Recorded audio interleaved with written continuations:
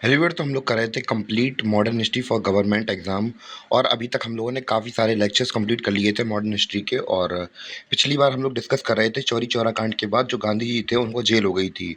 अब हमारे गांधी जी जेल से बाहर आएंगे कब? 1924 में। उसके बारे में हम लोग डिस्कस करेंगे। और थोड़ी बहुत मैं अनाउंसमेंट कर दूं कि हम लोग एंशिएंट हिस्ट्री, मेडिवल हिस्ट्री और केमिस्ट्री, इकोनॉमिक्स और जियोग्राफी पहले ही अपलोड कर चुके हैं, तो जाइए विजिट कर लीजिए बाकी कोर्सेज वगैरह। तो स्टार्ट करते हैं अपना चैप्टर। तो 1924 में क्या हुआ कि गांधी जी भैया निकले जेल के बाहर। अभी गांधी जी का पारा हो रहा बहुत कस के हाई, क्योंकि गांधी जी ने पहले ही बोला था कि भैया कोई हंगामा मत करना खड़ा। और जैसे ही इनका जो वायलेंस था वो हुआ, और गांधी जी गुस्सा आ गए बहुत कस के। गांधी जी भुन्ना कस के कह रहे थे, हमने तुमसे पहले ही कहा था भैया आंदोलन में हिंसा नहीं होनी चाहिए, और हिंसा हो गई। तो इतने सारे पुलिस वालों को मार दिया। तो भैया गांधी जी के नाम पे बिल फट गया। अब गांधी जी के नाम पे बिल फटा, तो गांधी जी गुस्सा कर रहे हैं कि हमें हमें नहीं करना मूवमेंट वूवमेंट। तो भैया हमने देखा था कि 18 मार्च 1922 को गांधी जी को जेल हो गई थी, और हुई थी जेल 6 साल की। पर इन्हें जल्दी छोड़ दिया गया, और फरवरी 1924 में इन्हें जैसे ही छोड़ा और ये बाहर आए, और बाहर आके उन्होंने एक चीज़ कही कि भैया हमें नहीं करना आंदोलन, अब आंदोलन बंद। सोशल रिफॉर्म्स चालू, यानी कि सामाजिक सुधार। अब मैं केवल और केवल सामाजिक सुधार करूंगा, अब हमारी कोई दिलचस्पी नहीं है मूवमेंट करने में। भैया हम जब भी मूवमेंट करते हैं आप लोग यार उंगली कर देते हो, हमारी हमारे पीछे लग जाते हैं अंग्रेज। तो भैया गांधी गुस्सा करेगा बहुत कस के। तो हम लोग देखेंगे बहुत समय तक 1930 तक अप्रोक्स जो गांधी जी हैं वो केवल और केवल क्या करते रहेंगे? वो सामाजिक सुधार करते रहेंगे। क्या करते रहेंगे? सामाजिक सुधार करते रहेंगे। कोई आंदोलन में पार्ट नहीं लेंगे बस। और जो देश में अलग अलग मुद्दे थे वो चल रहे थे वो सब निपटाएंगे। तो कौन कौन से मुद्दे चल रहे थे, किन किन मुद्दों पर गांधी जी ने काम किया? सबसे पहले थी अनटचेबिलिटी। तो हम लोग पुराने समय से देख रहे थे कि कैसे ब्राह्मण्स वगैरह ने जो अपनी हायरार्की थी उसको बनाने के लिए मतलब क्लास थी उसको डिवाइड कर दिया था। तो जैसे कि हम लोग बात करें शूद्र, वैश्य और क्षत्रिय और ब्राह्मण्स में अपने आप को डिवाइड कर लिया था और अपने आप को ऊपर रख दिया था। और इसी इसी चीज़ों का इस्तेमाल किया अंग्रेज़ों ने, और इन्होंने कास्ट सिस्टम को और ज़्यादा थोड़ा हेल्प किया और काफ़ी ज़्यादा बूम कर दिया। तो इससे छुआछूत की हम लोग बात करें, ज़्यादा सीन हो गया था। यानी कि बहुत बार आप लोगों ने खुद देखा होगा या फिर मैंने भी देखा है कि अगर कुछ मतलब कोई ऐसा व्यक्ति आ जाता है जो कि ऐसी कम्युनिटी से बिलोंग करता है, तो हमारे घर वाले उसे छूना पसंद नहीं करते हैं। वो कहते हैं भैया बाहर ही खड़े रहिए, बारी सब कर लीजिए, हम घर के अंदर मत आइए। तो ये देखने को मिलता है। और चाइल्ड मैरिज तो भैया इवन कि मैं भी काफ़ी लोगों को जानता हूँ जिनकी बचपन में शादी हो गई थी।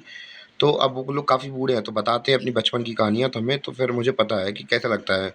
उन्होंने कहा था कि भैया मुझे तो कोई समझ थी नहीं, तो पिताजी थे उनकी बातचीत हुई, और बातों ही बातों में उनने कि भैया हमारी हमारी ये बिटिया है और इसकी शादी होनी है।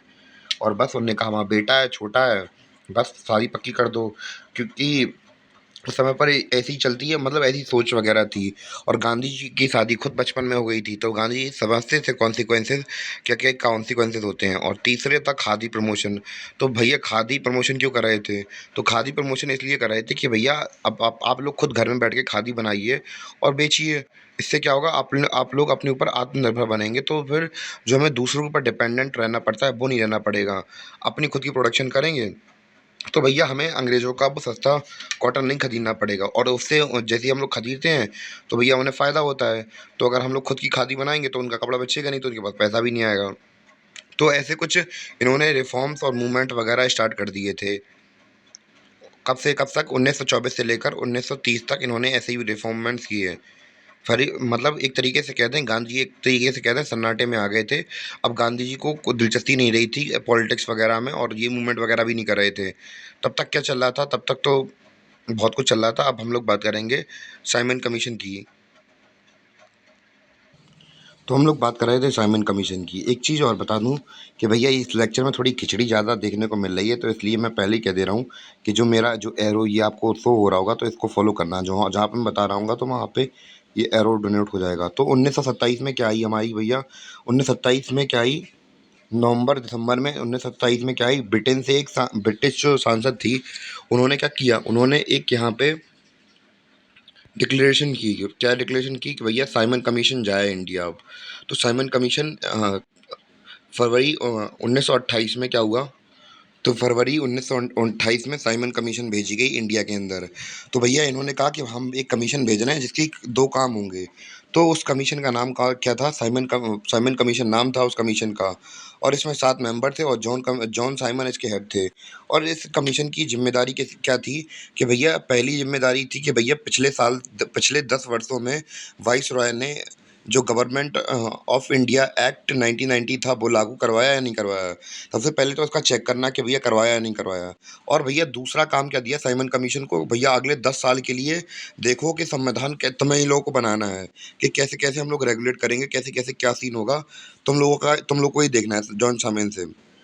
तो भैया जैसे ही ये इंडिया आए, इंडिया कब आई, ये 3 फरवरी को आए। कब ये आए, 3 फरवरी को आए 1928 में। तो जैसे ही ये लोग बॉम्बे पे लैंड हुए तो भैया इनके खिलाफ बहुत ज़्यादा विरोध प्रदर्शन हो गया। क्यों विरोध प्रदर्शन हो गया, हम लोग बात करें कि जो इंडियन थे भैया, संविधान इन्होंने कहा कि भैया संविधान तो आप बना रहे हो, पर भैया दिक्कत तो ये है कि आप सभी के सभी हो, क्या 7 मेंबर्स ब्रिटेन के अंग्रेज हो, आपको क्या पता कि हमारी क्या प्रॉब्लम है, क्या एक्सपेक्टेशन है। यानी कि ये लोग मतलब जो 7 मेंबर थे साइमन कमीशन में, तो इसमें 7 के 7 अंग्रेज थे, यानी कि इंडियंस कोई था ही नहीं। तो जब इंडियंस है नहीं इसमें, तो आपको क्या पता हमारे देश में क्या चाहिए क्या नहीं चाहिए, तो आप कैसे हमारे देश में ये सब कर सकते हैं।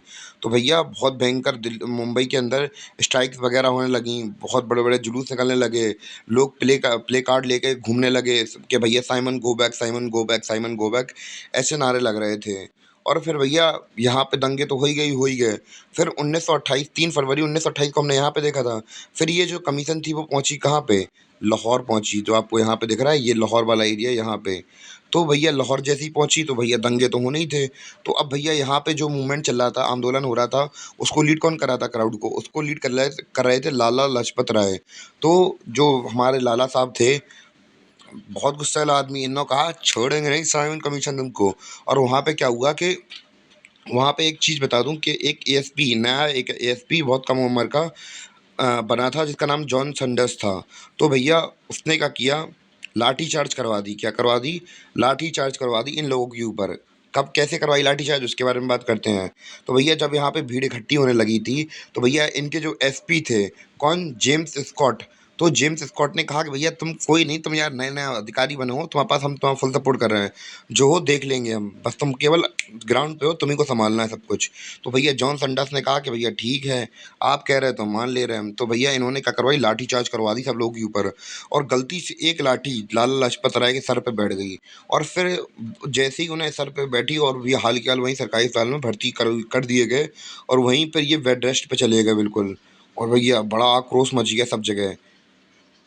भैया ये लोग परेशान हो गए, साइमन कमीशन भैया डर गई बहुत कस के। भैया इनने कहा कि भैया इधर तो हड़कंप मच गया, अब जो इंडियंस है बिल्कुल खुश नहीं है इससे, अब हम लोग क्या करें। तो भैया ये गए कहाँ, वापस ब्रिटेन पहुंच गए, यानी कि सेक्रेटरी स्टेट के पास पहुंचे, जिनका जो समय पर थे लॉर्ड ब्रेकहेड्स। तो उन्होंने कहा कि भैया ये सीन चल रहा है, तो अब यार बड़ा खतरा हो गया।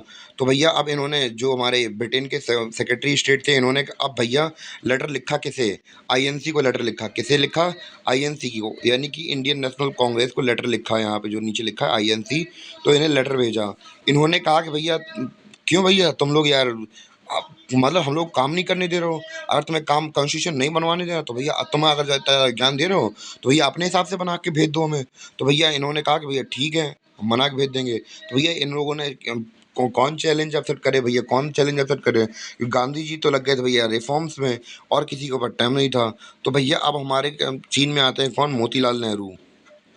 कौन आते हैं, तो मोतीलाल नेहरू आते हैं। तो मोतीलाल नेहरू मुंबई में पहुंचते हैं, बॉम्बे में। तो यहाँ पे होती है ऑल पार्टी कॉन्फ्रेंस होती है, यानी कि सभी जितनी भी राजनीतिक पार्टियां होती हैं उनमें जो मोतीलाल नेहरू होते हैं वो क्या बनते हैं, प्रेसिडेंट बनते हैं।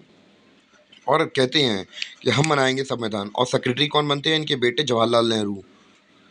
तो भैया इन्होंने कहा कि भैया हम संविधान बना देंगे, कोई दिक्कत नहीं, आपको अगर इतनी दिक्कत लग रही तो हम बना देंगे संविधान।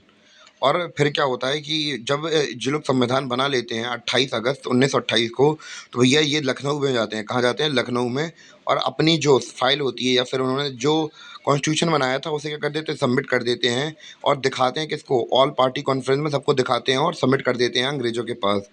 तो भैया बाकी सब तो ठीक था कॉन्स्टिट्यूशन के अंदर, पर कुछ प्रोविजंस ऐसे थे जो कि इन्हें पसंद नहीं आ रहे थे, अंग्रेज़ों को और मुस्लिम लीग को। तो अब जो उन्होंने कॉन्स्टिट्यूशन बनाया, तो उसे क्या कहा गया? उसे कहा गया नेहरू रिपोर्ट कहा गया। तो उसमें पहली चीज़ क्या थी? पहली चीज़ ये थी कि भैया इंडिया को डोमिनियन स्टेटस दे दिया जाए। तो डोमिनियन स्टेटस क्या होता है कि इसमें आधी आज़ादी मिल जाती है, यानी कि क्या होगा कि भैया जो रूल्स और रेगुलेशंस हैं वो कौन बनाएगी? ब्रिटेन की पार्लियामेंट बनाएगी। पर हम लोग बात करें, उस कानून को लागू करवाने की पावर किसके पास में होगी? उस कानून को लागू करवाने की पावर इंडियन के पास आ जाए, तो ये होता है हमारा क्या? डोमिनियन पावर अगर हमारे पास आ जाती तो ये होता। तो उम्मीद है कि आपको इतना समझ में आया हो। तो उम्मीद है इतना तो समझ में आ गया होगा कि भैया हम तो फिर दोबारा से नेहरू रिपोर्ट को बता देते हैं। यानी कि जो नेहरू रिपोर्ट थी उसमें क्या था कि भैया नेहरू रिपोर्ट में मांगा था तो ठीक था। बस जो नेहरू जी थे उन्होंने डिमांड कर दी थी कि भैया इंडिया को डोमिनियन स्टेटस मिल जाए। पर और इसमें क्या होता था कि जो रूल्स एंड रेगुलेशंस हैं या फिर छोटे मतलब रूल्स और रेगुलेशन है वो ब्रिटिश पार्लियामेंट बनाएगी और एडमिनिस्ट्रेशन इंडियंस को मिल जाएगा, और छोटे मोटे कानून भी हम ही लोग बना लेंगे। तो भैया जो अंग्रेज थे उन्होंने कहा कि भैया हम पागल है कि हम तुम्हें एडमिनिस्ट्रेशन दे देंगे। अगर मान चलो कि हमने तुम्हें कोई कानून पारित करके दिया और तुम भैया हमसे बाद में कह दो कि भैया हमें ये कानून सही नहीं लग रहा, दोबारा दूसरा बना के दे दो हमें, तो क्या तुम लोग मानोगे क्या? तो यही चीज़ उन्होंने कही कि क्या तुम वो मतलब मानोगे क्या तुम मेरी बात? तो उन्होंने कहा नहीं, तो ऐसा-ऐसा कुछ हम एक्सेप्ट नहीं कर रहे आपका, हमें कोई मंज़ूर नहीं है आपकी ये कॉन्स्टिट्यूशन। और दूसरी प्रॉब्लम किसे थी? मुस्लिम लीग को थी। तो मुस्लिम लीग क्या कह रही थी भैया, इन्होंने एक चीज़ कही थी, सेपरेट इलेक्टोरेट थे ही नहीं उसमें। मतलब इन्होंने जो कॉन्स्टिट्यूशन बनाया था उसमें कोई भी सेपरेट इलेक्टोरेट नहीं था, यानी कि अलग से इलेक्शन के लिए प्रोविज़न वगैरह नहीं मिले थे कि रिज़र्वेशन वगैरह मिल जाए कि भैया जैसे मुस्लिम्स के लिए हो या फिर क्रिश्चियंस के लिए हो या फिर दूसरे लोगों के लिए हो। तो भैया जो मुस्लिम लीग थी भैया इन्होंने कह दिया भैया आपने किसी को नहीं दिए और हमें भी नहीं दिए सेपरेट इलेक्टोरेट, तो भैया ये भी नाखुश थे। तो भैया इनसे तो कोई प्रॉब्लम नहीं थी मुस्लिम लीग से, पर भैया अंग्रेजों ने मना कर दिया था। तो नेहरू जी, मोतीलाल नेहरू को तो भैया बुरा लग रहा था कि भैया ऐसा नहीं हो सकता यार, कैसे कर दिया रिजेक्ट, इतना अच्छा तो बनाया था हमने, इतनी मेहनत की थी। और जो इनके बेटे थे मतलब हमारे नेहरू चाचा थे, तो वो भी गुस्सा हो रहा था भैया पापा की रिपोर्ट यार कैंसिल कर दी तुमने। तो ये सब सीन था। और बाकी अब हम लोग इस नेहरू रिपोर्ट के बाद जो चीज़ें चलेंगी वो अपने अगले लेक्चर में डिस्कस करेंगे। और इसी साल वो तो क्योंकि अगले ईयर में है तो हम लोग ईयर वाइज चल रहे हैं। और इसी साल बरदौली में एक बरदौली सत्याग्रह होता है, तो क्या होता है बरदौली सत्याग्रह वो और समझ लेते हैं, फिर अपना लेक्चर ख़त्म कर देते हैं। और अगले लेक्चर में हम लोग डिस्कस करेंगे उसके बारे में, अपने नेहरू रिपोर्ट के बाद क्या हुआ था उसके बारे में डिस्कस करेंगे। तो भैया बरदौली के अंदर, बरदौली ऐसे एरिया में पड़ता है, तो भैया यहाँ पे जो फसल होती है बहुत अच्छी होती है, नदी किनारे की मतलब लैंड है, और यहाँ पे खेती किसानी बहुत अच्छी होती है। नॉर्मली अंग्रेज क्या लगाते हैं, टैक्स लगाते हैं, तो भैया हर जगह किसान तो टैक्स दे नहीं पाते हैं। पर भैया बरदौली के किसान ऐसे हैं कि भैया इनके ऊपर जितना टैक्स लगा दो तो ये उतना टैक्स दे देते थे। तो अंग्रेज भी क्या करते थे, दिन पर दिन मतलब जैसे ही टैक्स पूरा जाता था तो हर साल कुछ ना कुछ टैक्स बढ़ाते रहते थे। तो भैया इस साल भी बढ़ा रहे थे। इस साल कितना बढ़ा रहे थे? 6.03% ये लोग टैक्स बढ़ा रहे थे। इतना टैक्स बढ़ा रहे थे तो इनने कहा कि ठीक है भैया बढ़ा दो, कोई दिक्कत नहीं, हमारे पास पैसा है तो भैया हम पे कर देंगे। तो भैया जब अंग्रेज सोच रहे हैं भैया, जब यार हर जगह तो हमें प्रॉब्लम होती है भैया पैसा लेने में, इन लोग कोई प्रॉब्लम नहीं होती। तो भैया ऐसा नहीं करें कि भैया इनके ऊपर और ज़्यादा टैक्स इम्पोज कर दें। और ज़्यादा टैक्स इम्पोज कर देंगे तो फिर थोड़ा बहुत तो, अगर हम बहुत ज़्यादा इम्पोज कर देंगे थोड़ा बहुत तो दे ही देंगे। अगर 22% इन्होंने क्या किया, 22% टैक्स बढ़ाने की बात कर दी इस साल लोगों से। यानी कि अब भैया यहाँ के जो किसान है वो सोच रहे हैं, अरे हम लोग जो है दस या छः का 7 कर देते, 8 कर देते, 10 कर देते, इसमें उन्होंने तो सीधे 22% बढ़ा दिया एक बार में, इतना सारा कैसे हम लोग देंगे? तो भैया अब इन्हें आएंगे कौन याद? गांधी जी याद आएंगे। तो उस समय पर गांधी जी तो अवेलेबल है नहीं भैया, गांधी जी कर रहे हैं सोशल रिफॉर्म्स। तो भैया अब वो गांधी जी के बिहाफ पे आएंगे कौन? वल्लभ भाई पटेल आएंगे। तो भैया वल्लभ भाई पटेल आएंगे, और भैया गांधी जी से इंस्पायर थे ही, तो भैया ये भी सत्याग्रह चलाएंगे। और ये बैठते हैं स्ट्राइक पर, और इन्होंने कहा कि सबसे पहले तुम्हें क्या करना है, टैक्स पे नहीं करना है। टैक्स पे की डेट को जैसे ही स्किप करोगे अपने आप घूमते फिरते ही ये आ जाएंगे। और दूसरी बात ये है कि अपने घर से तुम लोग क्या लवा लाओ, महिलाओं को लवा लाओ। क्या करो? महिलाओं को लवा लाओ। और यही पहला ऐसा सत्याग्रह था जिसमें कि महिलाओं ने पार्टिसिपेट किया था।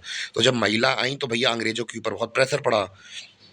जैसे ही प्रेशर पड़ा तो भैया क्या हुआ कि जो अंग्रेज थे वो समझ गए, अरे इसकी अपडेट हो गई, अरे इतना अच्छा माल वाला एरिया है, और हर बार जितना टैक्स बढ़ाना होता है थोड़ा बहुत करके तो बढ़ा ही लेते हैं, हर जगह से प्रॉब्लम होती है, तो इधर से प्रॉब्लम नहीं हो पाई या फिर हमारा जितना हम बढ़ा रहे हैं, फिर हमारी लालच भी खत्म हो जाएगी भैया, बहुत प्रॉब्लम होगी हमें। तो भैया जो अंग्रेज होते हैं वो मैक्सवेल ब्रूमफील्ड कमीशन भेजते हैं, तो भैया जो आते हैं भैया नौटंकी करते हैं कि भैया अरे सही में नहीं दे पाएंगे आप इतना क्या, तो ऐसा कहते हैं और ये लोग कहते हैं ठीक है अगर आप लोग 6% दे पाएंगे तो हम लोग 6% ही इंक्रीज कर देंगे। इस प्रकार हमारा बरदौली सत्याग्रह कंप्लीट हो गया। और जो सरदार थे, सरदार मतलब वल्लभ भाई पटेल थे, तो यहाँ की जो महिलाएं थी और उन्होंने इन्हें क्या टाइटल दिया, सरदार का टाइटल दिया। अरे आप तो हमारे सरदार हैं, आपने हमारी मदद कर दी। तो भैया तो बहुत बार एग्जाम में क्वेश्चन ये भी बनता है कि जो सरदार वल्लभ भाई पटेल का जो टाइटल है सरदार, वो कहाँ से मिला था, तो उन्हें बरदौली सत्याग्रह से ही टाइटल मिला था।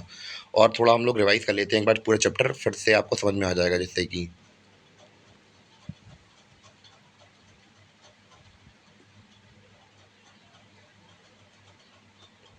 सबसे पहले हम लोगों ने देखा था कि गांधी जी जेल से बाहर आ गए थे फरवरी 1924 में, और इन्होंने मना कर दिया था कि हम अब कोई मूवमेंट वगैरह नहीं करेंगे, हम केवल सोशल रिफॉर्म्स करेंगे। और किन मुद्दों के ऊपर वर्क कर रहे थे, अनटचेबिलिटी यानी कि छुआछूत को लेकर बात कर रहे थे, चाइल्ड मैरिज और खादी प्रमोशन के लिए कर रहे थे। इससे कि खादी प्रोडक्शन होगी तो फिर ब्रिटेन के ऊपर डिपेंडेंसी थोड़ी कम हो जाएगी। 1927 में क्या होता है कि जो ब्रिटिश पार्लियामेंट है भैया, साइमन कमीशन भेजती है इंडिया के अंदर कि चेक करने के लिए कि भैया और जो हमारा गवर्नमेंट एक्ट 1919 था वो इम्प्लीमेंट हुआ, वायसराय ने करवाया या नहीं करवाया, वो देखने के लिए। और अगले 10 साल के लिए कॉन्स्टिट्यूशन बनाने के लिए उन्होंने इन्हें भेजा था साइमन कमीशन को। और साइमन कमीशन में 7 लोग, 7 मेंबर थे, और सातों के साथ वो अंग्रेज थे। और दूसरी बात ये थी जॉन साइमन हेड कर रहे थे, इसलिए साइमन कमीशन नाम था।